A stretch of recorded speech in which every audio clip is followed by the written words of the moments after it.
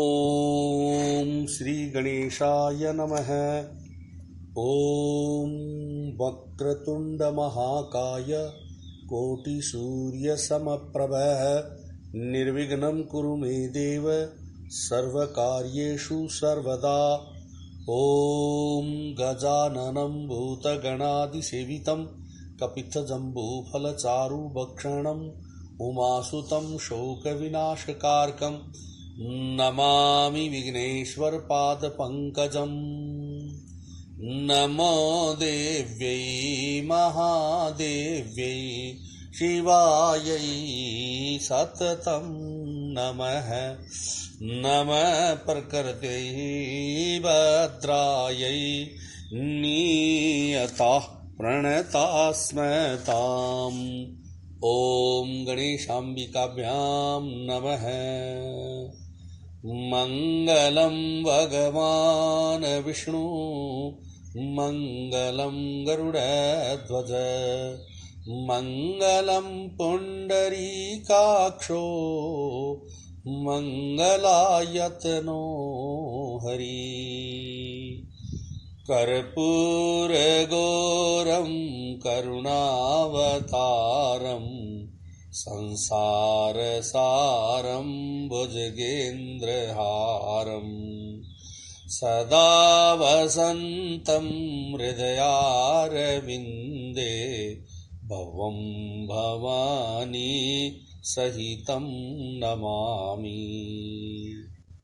मंगलं भगवान् शम्भो मंगलं वृषभध्वज मंगलं पार्वतीनाथो मंगलायतनो हर। सर्वमंगलमंगल्ये शिवे सर्वार्थसाधिके शरण्यत्र्यंबके गौरी नारायणी नमोस्तुते। ओम हनुमांजनी सुनुर्वायुपुत्रो महाबलः रामेष्ठः फाल्गुनसखः पिङ्गाक्षो अमितविक्रमः उद्धैकर्मणश्चैव सीताशोकविनाशनः लक्ष्मणप्राणदाता च दशग्रीवस्य दर्पाः द्वादशैतानि नामानि कपीन्द्रस्य महात्मनः। स्वापकाले प्रबोधे च यात्राकाले च य पठेत् तस्य सर्वभयं नास्ति रणे च विजयी भवेत्। नमस्तेस्तु महावीर नमस्ते वायुनन्दन विलोक्य कृपया नित्यं त्राहि माम भक्तवत्सल। अनेनोपचार पूजनेन श्री मारुति नंदन हनुमान प्रियताम। जय श्री राम। आपदाम हरतारम दातारम सर्वसंपदाम लोकाभिरामं श्रीरामं भूयो भूयो नमाम्यहम्। रामाय रामभद्राय रामचन्द्राय मानसे रघुनाथाय नाथाय सीताया पतये नमः। नीलाम्बुज श्यामल कोमलांगं सीतास्मारोपितवामभागं पाणो महासायक चारुचापं नमामि रामं रघुवंशनाथम्। रामाय रामभद्राय रामचन्द्राय वेदसे रघुनाथाय नाथाय सीताया पतये नमः। रामं रामानुजं सीतां भरतं भरतानुजं सुग्रीवं वायुसूनुं च प्रणमामि पुनः पुनः। वेदविद्ये परे पुंसि जाते दशरथात्मजे वेदः प्राचेत सादासीत् साक्षात् रामायणात्मना। ओम अथ अयोध्या कांडे षट्सप्ततितमः सर्ग है। अब अयोध्या कांड में 76वां सर्ग राजा दशरथ का अंत्येष्टि संस्कार। तमेवं शोक संतप्तं भरतं कैकेयीसुतं उवाच वदतां श्रेष्ठो वशिष्ठः श्रेष्ठवाग्रशीः। इस प्रकार शोक से संतप्त हुए कैकेयी कुमार भरत से वक्ताओं में श्रेष्ठ महर्षि वशिष्ठ ने उत्तम वाणी में कहा, अलम शोकेन भद्रम ते राजपुत्र महायशः प्राप्त कालम नरपतेः कुरु संयानमुत्तमम्। हे महायशस्वी राज्य कुमार, तुम्हारा कल्याण हो। यह शोक छोड़ो, क्योंकि इसमें कुछ होने वाला नहीं है। अब समयोचित कर्तव्य पर ध्यान दो। राजा दशरथ के शव को दाह संस्कार के लिए ले चलने का उत्तम प्रबंध करो। वसिष्ठस्य वचः श्रुत्वा भरतो धरणीं गतः प्रेतकृत्यानि सर्वाणि कारयामास धर्मवित्। वशिष्ठ जी का वचन सुनकर धर्मज्ञ भरत ने पृथ्वी पर पड़कर उन्हें साष्टांग प्रणाम किया और मंत्रियों द्वारा पिता के संपूर्ण प्रेत कर्म का प्रबंध करवाया। उद्धत्य तैल संसेकात सैतु भूमौ निवेशितम् आपीतवर्णवदनम् परसुप्तमिव भूमिपम्। राजा दशरथ का शव तेल के कढ़ाए से निकालकर भूमि पर रखा गया। अधिक समय तक तेल में पड़े रहने से उनका मुख कुछ पीला हो गया। उसे देखने से ऐसा जान पड़ता था मानो भूमिपाल दशरथ सो रहे हों।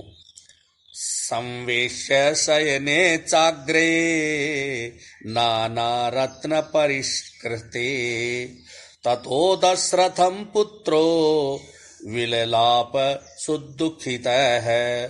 तदनंतर मृत राजा दशरथ को धो पोंछकर नाना प्रकार के रत्नों से विभूषित उत्तम शैया अर्थात विमान पर सुलाकर उनके पुत्र भरत अत्यंत दुखी हो विलाप करने लगे। किम ते व्यवसितं राजन् प्रोषिते मय्यनागते विवास्य रामं धर्मज्ञं लक्ष्मणं च महाबलम्। हे राजन, मैं प्रदेश में था और आपके पास पहुंचने भी नहीं पाया था। तब तक ही धर्मज्ञ श्री राम और महाबली लक्ष्मण को वन में भेजकर आपने इस तरह स्वर्ग में जाने का निश्चय कैसे कर लिया। त्वयस्यासि महाराज हित्वेमं दुःखितं जनम् हीनं पुरुष सिंहेन रामेण क्लिष्ट कर्मणा। हे महाराज, अनायास ही महान कर्म करने वाले पुरुष सिंह श्री राम से हीन इस दुखी सेवक को छोड़कर आप कहाँ चले गए। योगक्षेमं तु ते व्यग्रं कोस्मिन् कल्पयिता पुरे तवै प्रियाते सवस्तात रामे च वनमाश्रिते। हे तात, आप स्वर्ग को चल दिए और श्री राम ने वन का आश्रय ले लिया।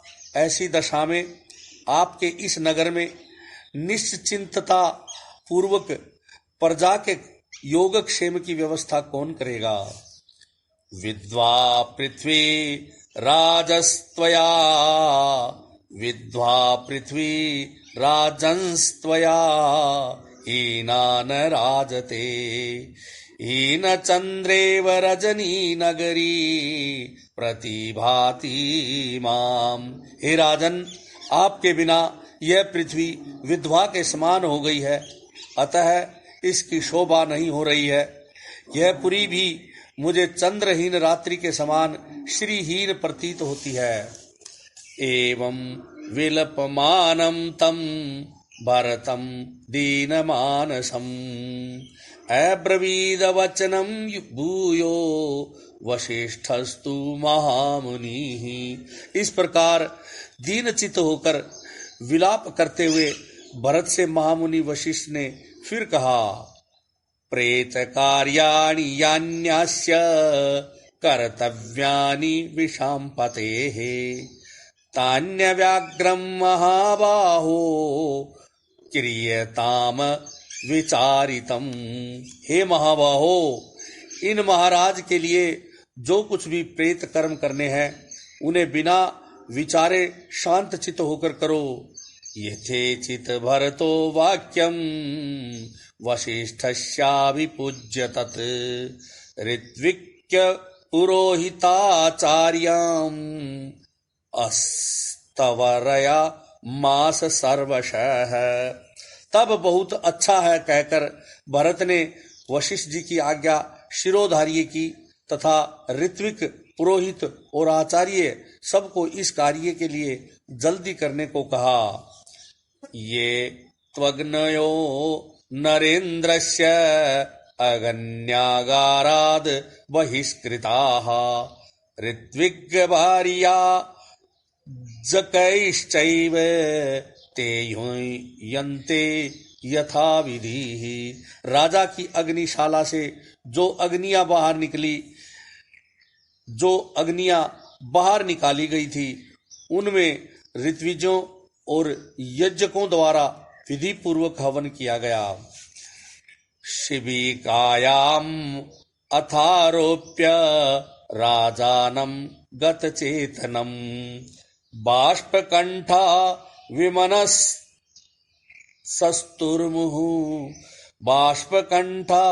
विमनसस्तमुः परिचारिकाः।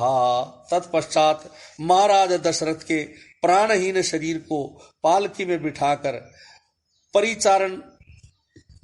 परिचारक गण उन्हें शमशान भूमि को ले चले। उस समय आंसुओं से उनका गला रुंधा हुआ था और मन ही मन वे बड़ा दुख का अनुभव कर रहे थे। हिरण्य च सुवर्णम च वासांसी विविधानि च प्रकीरन्तो जनामार्गे नृपतेरग्रतो ययुः।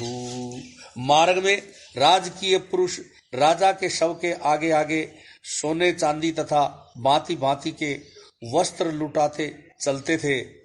चंदनाग्रो निर्यासान सरलम पद्मकम तथा देवदारुणि चायत्य क्षेपयन्ति तथा परे गंधानुच्चा वच्चांश चान्यास्तत्र गत्वाथ भूमिपम तत्र संवेश यामा चिता मध्य तमृत्विज्यः। शमशान भूमि में पहुंचकर चिता तैयार की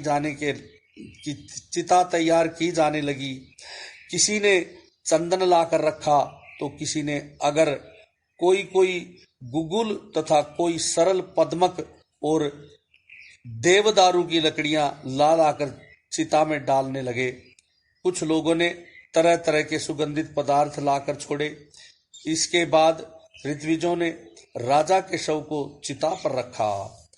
तदा हुताशनम हुत्वा जेपुस्तस्य तद्विजः जगुश्च ये यथान शास्त्रम तत्र सामानि सामगाः।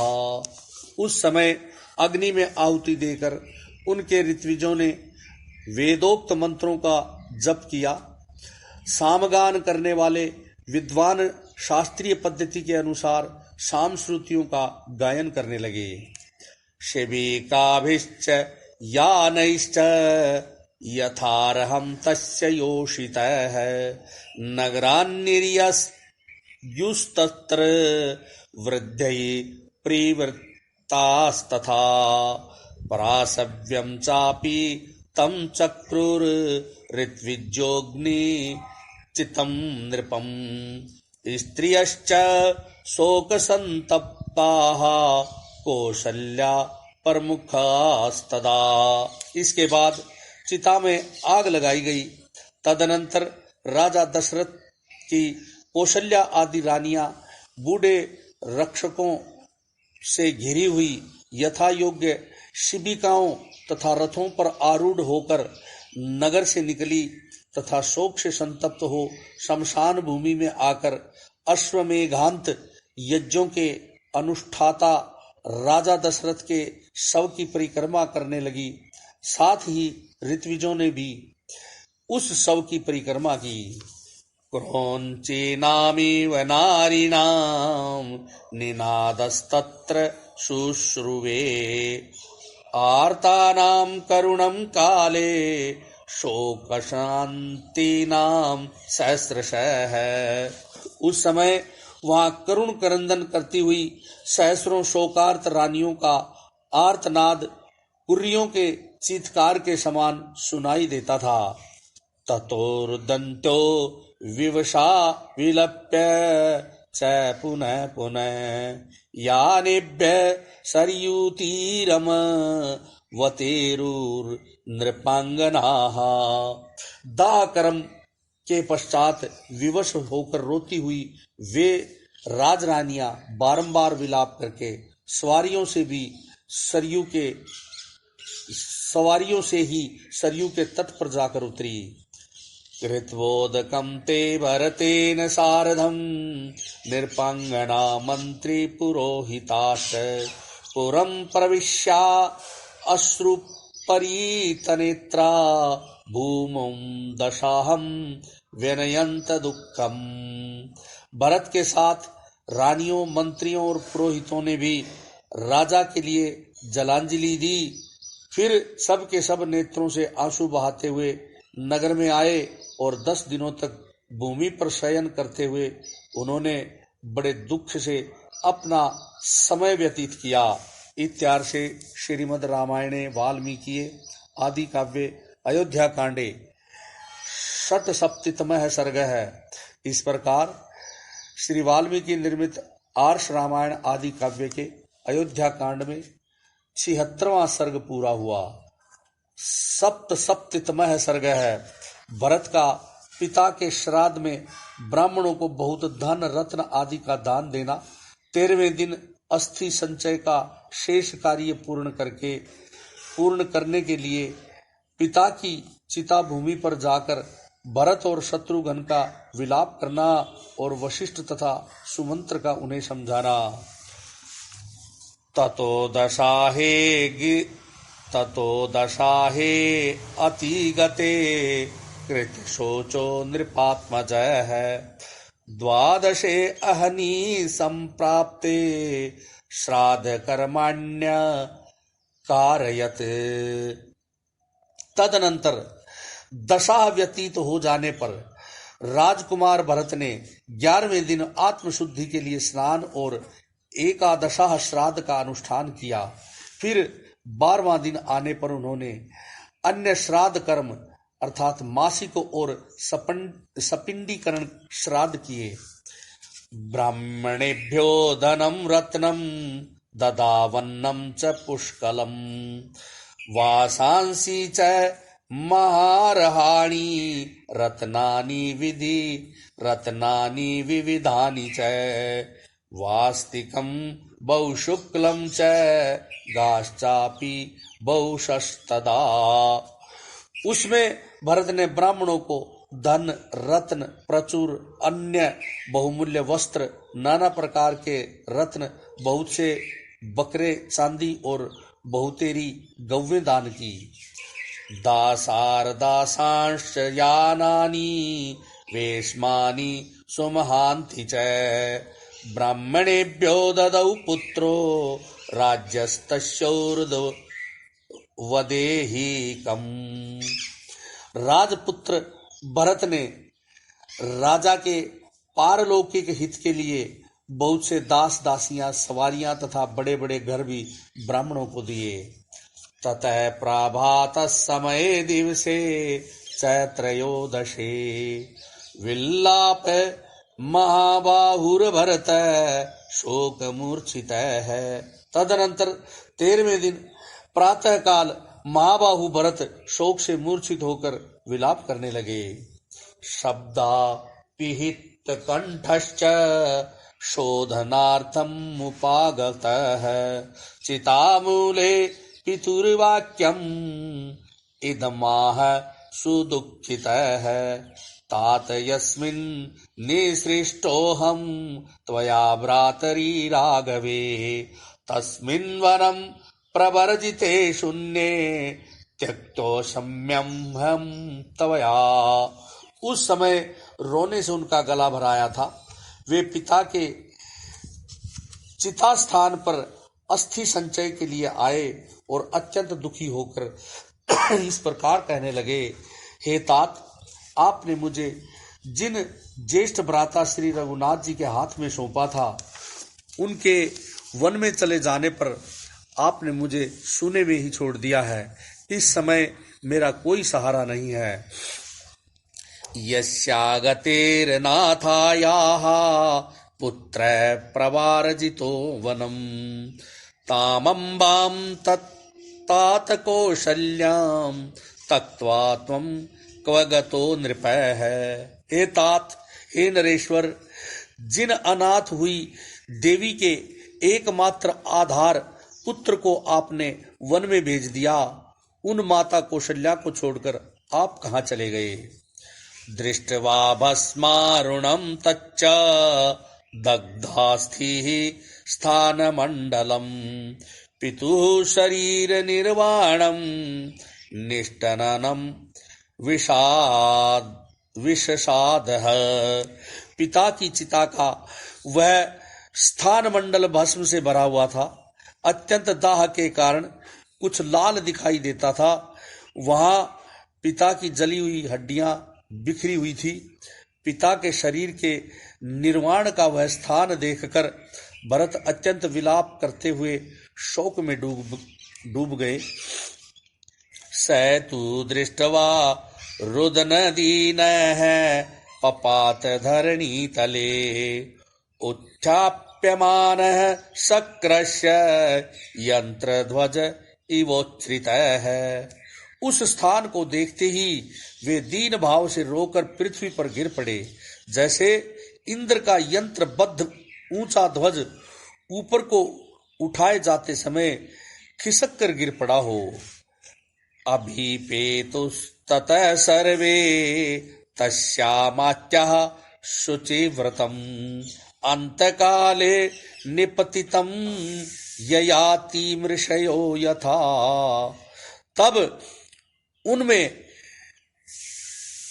उनके सारे मंत्री उन पवित्र व्रत वाले भरत के पास आ पहुंचे, जैसे पुण्यों का अंत होने पर स्वर्ग से गिरे हुए राजा ययाति के पास अष्टक आदि राजर्षि आ गए हों। शत्रुघ्नश्चापि भरतं दृष्ट्वा शोक परिप्लुतं विसंजो न्यपतद्भूमो भूमिपालमनुस्मरन्। भरत को शोक में डूबा हुआ देख शत्रुघ्न भी अपने पिता महाराज दशरथ का बारंबार स्मरण करते हुए अचेत होकर पृथ्वी पर गिर पड़े। उन्मत्त इव निश्चित्तो विल्लाप सुदुखितः स्मृत्वा पितुर्गुणांगानि तानि तानि तदा तदा। वे समय समय पर अनुभव में आए हुए पिता के लालन पालन संबंधी उन गुणों का स्मरण करके अत्यंत दुखी हो शुद्ध बुद्ध होकर उन्मत्त के समान विलाप करने लगे। मंत्रा प्रभवस्तीव्र कैकेयी ग्राह संकुल है वरदानमयो अक्षोभ्यो अमंजय यक्षको सागर है। हाय, मंत्रा से जिसका प्रकाट्य हुआ है, कैकेयी रूपी गरा से जो व्याप्त है तथा जो किसी प्रकार भी मिटाया नहीं जा सकता, उस वरदान में शोक रूपी उग्र समुद्र ने हम सब लोगों को अपने भीतर निमग्न कर दिया है। सुकुमारं च बालं च सततं लालितं त्वया क्वया क्वतात भरतम हित्वा विलपंतम गतो भवान। हे तात, आपने जिनका सदा लाड प्यार किया है तथा जो सुकुमार और बालक हैं, उन रोते बिलखते हुए भरत को छोड़कर आप कहाँ चले गए। ननु भोज्येषु पानेषु वस्त्रेष्वाभरणेषु च परवारयति सर्वान् नस्तन्नः कोद्य करिष्यति। भोजन, पान, वस्त्र और आभूषण, इन सबको अधिक संख्या में एकत्र करके आप हम सब लोगों से अपनी रुचि की वस्तुएं ग्रहण करने को कहते थे। अब कौन हमारे लिए ऐसी व्यवस्था करेगा। अवधारण काले तु पृथ्वी नावदीर्यते विहीनाया त्वया राज्ञा धर्मज्ञेन महात्मना। आप जैसे धर्मज्ञ महात्मा राजा से रहित होने पर पृथ्वी को फट जाना चाहिए। इस फटने के अवसर पर भी जो यह फट नहीं रही है, यह आश्चर्य की बात है। पितृ स्वर्गमापन्ते रामे चारण्यमाश्रिते किम मे जीवित सामर्थ्यम परवेक्षामि हुताशनम। पिता स्वर्गवासी हो गए और श्री राम वन में चले गए। अब मुझ में जीवित रहने की क्या शक्ति है। अब तो मैं अग्नि में ही प्रवेश करूंगा। हीनो भ्राता च पित्रा च शून्यामिक्ष्वाकु पालिताम अयोध्याम न परवेक्षामि तपोवनम। बड़े भाई और पिता से हीन होकर इक्ष्वाकु वंशी नरेशों द्वारा पालित इस सूनी अयोध्या में मैं प्रवेश नहीं करूंगा, तपोवन को ही चला जाऊंगा। तर्योर विलपितम श्रुत्वा व्यसनम चाप्यवेक्षतत् भ्रशमार्तत्राभूय सर्व एवानुगामिनः। उन दोनों का विलाप सुनकर और उस संकट को देखकर समस्त अनुचर वर्ग के लोग पुनः अत्यंत शोक से व्याकुल हो गए। ततो विषण्णौ श्रान्तौ च शत्रुघ्न भरताबुभु धरयां सम व्यचेष्टेतां भग्न श्रृंगा विवर्षभौ। उस समय भरत और शत्रुघ्न दोनों भाई विषादग्रस्त और थकित होकर टूटे सिंगों वाले दो बैलों के समान पृथ्वी पर लेट रहे थे। ततः प्रकृतिमान वैद्य पितुरेषां पुरोहितः वसिष्ठो भरतं वाक्यमुत्थाप्य तमुवाचः। तदनंतर दैवी प्रकृति से युक्त और सर्वज्ञ वशिष्ठ जी, जो इन श्रीमान आदि के पिता के पुरोहित थे, भरत को उठाकर उनसे इस प्रकार बोले। त्रयोदशोऽयं दिवसः पितुव्रतस्य ते विभो सावशेषास्ति निश्चये किमहि त्वं विलंबसे। हे प्रभो, तुम्हारे पिता के दाह संस्कार हुए यह 13वां दिन है। अब अस्थि संचय का जो शेष कार्य है उसके करने में तुम यहाँ विलंब क्यों लगा रहे हो। त्रीणि द्वंद्वानि भूतेषु प्रवृत्तान्य विशेषतः तेषु चापरिहार्येषु नैवं भवितुमर्हसि।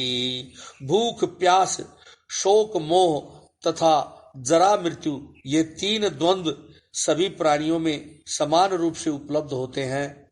इन्हें रोकना सर्वथा असंभव है। ऐसी स्थिति में तुम्हें इस तरह शोकाकुल नहीं होना चाहिए। सुमंत्रश्चापि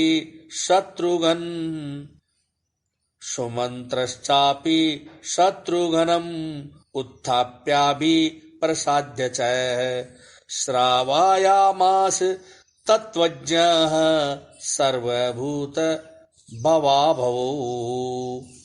तत्वज्ञ सुमंत्र ने भी शत्रुघ्न को उठाकर उनके चित्त को शांत किया तथा समस्त प्राणियों के जन्म और मरण की अनिवार्यता का उपदेश सुनाया।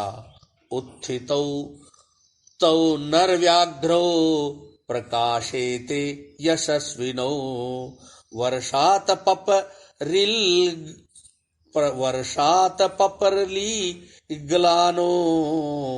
पृथ्वीन्द्र ध्वजाविव। उस समय उठे हुए वे दोनों यशस्वी नरश्रेष्ठ वर्षा और धूप से मलिन हुए दो अलग अलग इंद्र ध्वजों के समान प्रकाशित हो रहे थे। अश्रूणि प्रे मृदगंतो रक्ताक्षौ दीनभाषिणो अमात्यस्त्वर यन्ति स्म तनयो चापराक्रिया। वे आंसू पोंछते हुए दीनतापूर्ण वाणी में बोलते थे। उन दोनों की आंखें लाल हो गई थी तथा मंत्री लोग उन दोनों राजकुमारों को दूसरी दूसरी क्रियाएं शीघ्र करने के लिए प्रेरित कर रहे थे। इत्यार्षे श्रीमद् रामायणे वाल्मीकि आदि काव्ये अयोध्या कांडे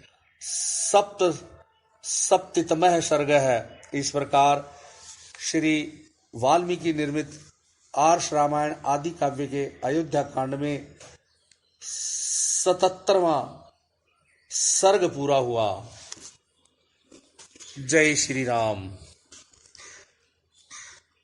भजे वृजे के मंडनम समस्त पाप खंडनम स्वभक्त चित्तरंजनम सदैव नंदनंदनम सुपेच्छ गुच्छ मस्तकम सुनाद वेणुहस्तकम अनंग रंग सागरम नमामि कृष्ण नागरम मनोज गर्व मोचनम विशाल लोल लोचनम विधूत गोप शोचनम नमामि पद्मलोचनम करारविंद भूधरम स्मितावलोक सुंदरम महेन्द्रमान दारणम नमामि कृष्ण वारणम कदम्ब सून कुंडलम सुचारुगंड मंडलम व्रजांगनैक वल्लभम नमामि कृष्ण दुर्लभम यशोदया समोदया सगोपया सनंदया युतं सुखैकदायकं नमामि गोपनायकं सदैव पादपङ्कजं मदीयमानसे निजं दधानमुक्तमालकं नमामि नन्दबालकम् समस्तदोषशोषणं समस्तलोकपोषणं समस्तगोपमानसं नमामि नन्दलालसं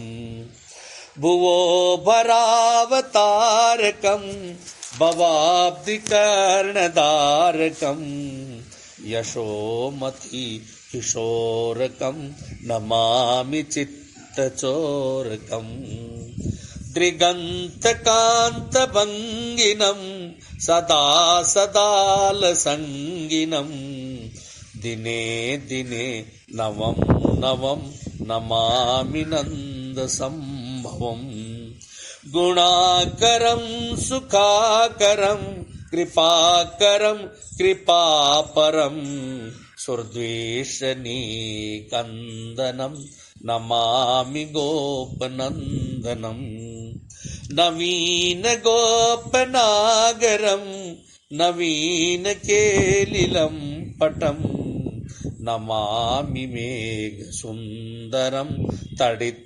प्रबालसत्पटम् समस्तगोपनन्दनम् हृदम्बुजैकमोदनम् नमामि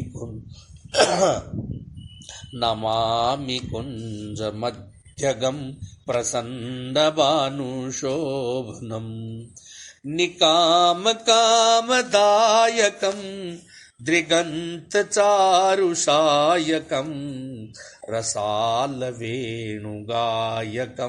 नमामि कुञ्जनायकम् विदग्धगोपिकामनो मनोज्जतल्पशायिनम् नमामि कुञ्जकानने प्रवृद्धवह्निपायिनम् किशोरकान्तिरञ्जितम् दृगञ्जनम् सुशोभितम् गजेन्द्रमोक्षकारिणम् नमामि श्रीविहारिणम् यदा तदा यथा तथा तथैव कृष्णसत्कथा मया सदैव गीयताम् तथा कृपा विधीयताम् प्रमाणिकाष्टकद्वयम् जपत्यधीत्य यः पुमान् भवेत् स नन्दनन्दने भवे भवे सुभक्तिमान्।